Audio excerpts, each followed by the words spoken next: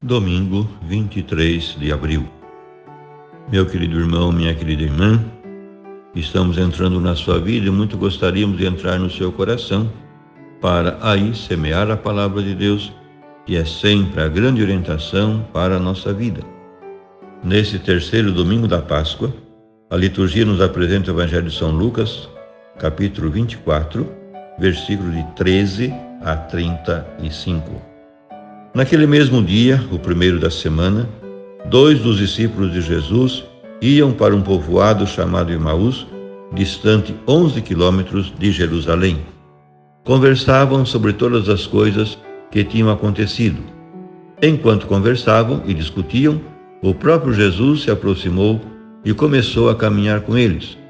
Os discípulos, porém, estavam como que cegos e não o reconheceram. Então Jesus perguntou: "O que ides conversando pelo caminho?" Eles pararam com o rosto triste, e um deles, chamado Cleofas, lhe disse: "Tu és o único peregrino em Jerusalém que não sabe o que lá aconteceu nesses últimos dias?" E ele perguntou: "O que foi?"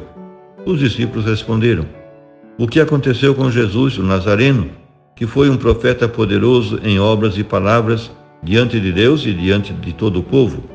Nossos sumos sacerdotes e nossos chefes o entregaram para ser condenado à morte e o crucificaram. Nós esperávamos que ele fosse libertar Israel, mas apesar de tudo isso, já faz 3 dias que todas essas coisas aconteceram. É verdade que algumas mulheres do nosso grupo nos deram um susto. Elas foram de madrugada ao túmulo e não encontraram o corpo dele. Então voltaram dizendo que tinham visto anjos e que estes afirmaram que Jesus está vivo. Alguns dos nossos foram ao túmulo e encontraram as coisas como as mulheres tinham dito. A ele, porém, ninguém o viu." Então Jesus lhes disse: "Como sois sem inteligência e lentos para crer em tudo o que os profetas falaram? Será que o Cristo não devia sofrer tudo isso para entrar na sua glória?" E começando por Moisés e passando pelos profetas, explicava aos discípulos todas as passagens da Escritura que falavam a respeito dele. Quando chegaram perto do povoado para onde iam, Jesus fez de conta que ia mais adiante. Eles, porém, insistiram com Jesus, dizendo: "Fica conosco, pois já é tarde e a noite vem chegando." Jesus entrou para ficar com eles. Quando se sentou à mesa com eles, tomou o pão, abençoou-o, partiu-o e lhes distribuía. Nisso os olhos dos discípulos se abriram e eles reconheceram Jesus. Jesus, porém, desapareceu da frente deles. Então um disse ao outro: "Não estava ardendo o nosso coração quando ele nos falava pelo caminho e nos explicava as Escrituras?" Naquela mesma hora, eles se levantaram e voltaram para Jerusalém, onde encontraram os 11 reunidos com os outros. E estes confirmaram: "Realmente o Senhor ressuscitou e apareceu a Simão." Então os dois contaram tudo o que tinha acontecido no caminho e como tinham reconhecido Jesus ao partir o pão. Meu querido irmão, minha querida irmã, o Evangelho nos apresenta Cristo vivo e ressuscitado, caminhando ao lado dos discípulos, explicando-lhes as Escrituras, enchendo-lhes o coração de esperança e sentando-se com eles à mesa para partir o pão. É aí que os discípulos o reconhecem. Os dois estão nitidamente tristes e desanimados, pois os seus sonhos de triunfo e de glória ao lado de Jesus caíram por terra aos pés de uma cruz. Esse Messias poderoso, capaz de derrotar os opressores, de restaurar o reino grandioso de Davi, nós esperávamos que fosse ele quem havia de libertar Israel e de distribuir benefícios e honras aos seus colaboradores diretos, revelou-se afinal fracassado. Em lugar de triunfar, deixou-se matar numa cruz. E a sua morte é um fato consumado, pois já faz 3 dias que todas essas coisas aconteceram. O terceiro dia após a morte é o dia da morte definitiva, do qual não há regresso do túmulo. Abandonam a comunidade, que doravante não parece fazer qualquer sentido, e regressam à sua aldeia, dispostos a esquecer o sono e a enfrentar de novo uma vida dura e sem esperança. Nesta altura, Jesus se faz companheiro de viagem desses discípulos em caminhada.